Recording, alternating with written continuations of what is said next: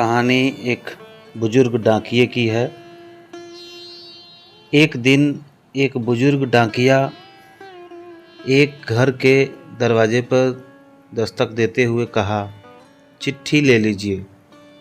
आवाज़ सुनते ही अंदर से एक लड़की की आवाज़ गूंजी, अभी आ रही हूँ, ठहरिए आप। लेकिन लगभग 5 मिनट तक कोई नहीं आया। तब डाकिये ने फिर कहा, अरे भाई, कोई है क्या? अपनी चिट्ठी ले लो, मुझे और बहुत जगह जाना है, मैं ज़्यादा देर इंतज़ार नहीं कर सकता। लड़की की आवाज़ फिर आई, डाकिया चाचा, अगर आपको जल्दी है तो दरवाजे के नीचे से चिट्ठी अंदर डाल दीजिए, मैं आ रही हूँ, कुछ देर और लगेगा।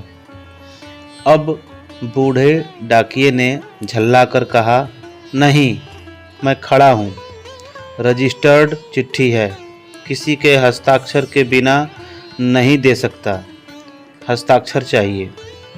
तकरीबन 10 मिनट बाद दरवाज़ा खुला। डाकिया इस देरी के लिए खूब झल्लाया हुआ तो था ही, अब उस लड़की पर चिल्लाने ही वाला था, लेकिन दरवाज़ा खुलते ही वो चौंक गया और उसकी आंखें खुली की खुली रह गईं। उसका सारा गुस्सा पल भर में फुर हो गया। उसके सामने एक नन्ही सी अपाहिज कन्या, जिसके एक पैर नहीं थे, खड़ी थी। लड़की ने बेहद मासूमियत से डाकिये की तरफ अपना हाथ बढ़ाया और कहा, दो मेरी चिट्ठी। डाकिया चुपचाप डाक देकर और उसके हस्ताक्षर लेकर वहाँ से चला गया। वो अपाहिज लड़की अक्सर अपने घर में अकेली ही रहती थी।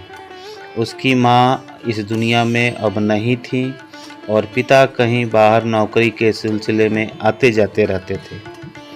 उस लड़की की देखभाल के लिए एक काम वाली बाई थी, जो सुबह शाम उसके साथ घर में रहती थी, लेकिन परिस्थिति बस उस दिन के समय वो अपने घर में बिल्कुल अकेली थी और प्रायः अकेली रहती थी। समय निकलता गया, महीने, 2 महीने, कई महीने। जब कभी उस लड़की के लिए कोई डाक आता था तो डाकिया एक आवाज़ देता और जब तक वह लड़की दरवाजे पर नहीं आती तब तक इत्मीनान से डाकिया दरवाजे पर खड़ा रहता था। धीरे धीरे दिनों के बीच मेल जोल और भावनात्मक लगाव बढ़ता गया। एक दिन उस लड़की ने बहुत गौर से डाकिये को देखा तो उसने पाया कि डाकिये के पैर में जूता नहीं है। वह हमेशा नंगे पैर ही डाक देने आता था। बरसात का मौसम आया।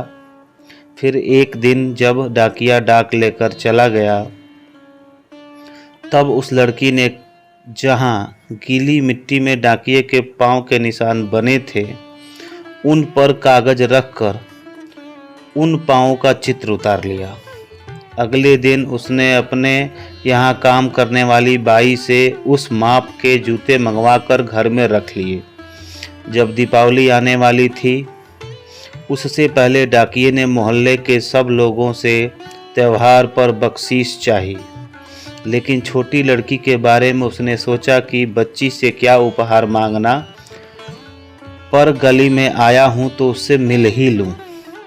साथ ही साथ डाकिया ये भी सोचने लगा कि त्यौहार के समय छोटी बच्ची से खाली हाथ मिलना ठीक नहीं रहेगा। बहुत सोच विचार कर उसने लड़की के लिए 5 रुपए के चॉकलेट ले लिए। उसके बाद उसने लड़की के घर के दरवाजे को खटखटाया।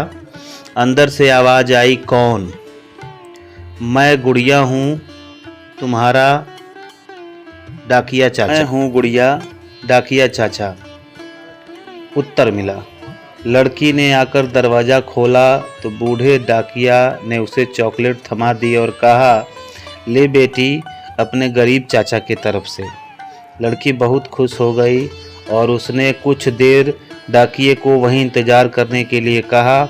उसके बाद उसने अपने घर के एक कमरे से एक बड़ा सा डब्बा लाया और उस डाकिये के हाथ में देते हुए कहा, चाचा, मेरी तरफ से दिवाली पर आपको यह भेंट है।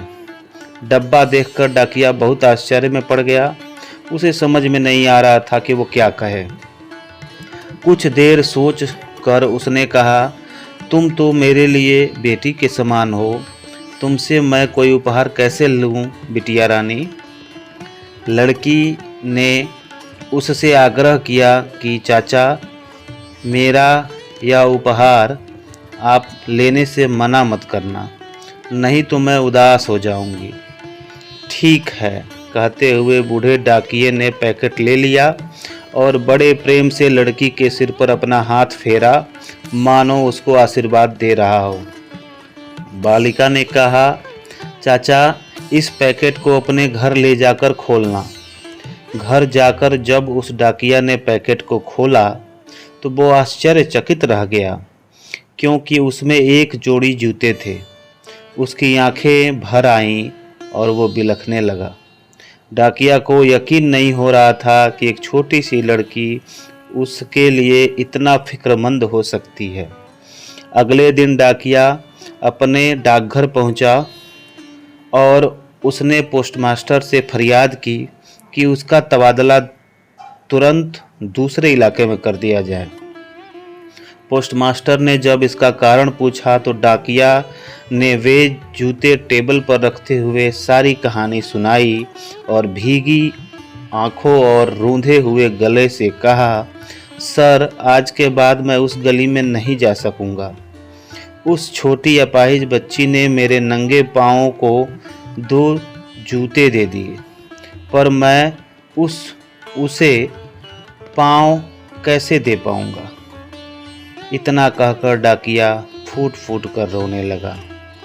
इस कहानी से हमें ये पता चलता है या यह ज्ञान मिलता है कि कभी भी किसी को कमज़ोर नहीं समझना चाहिए और सभी से सद्भाव के साथ व्यवहार रखना चाहिए। प्रेम में बहुत ही ताकत होती है जो हमको कठिन से कठिन राह पार कराने में सहायता करती है।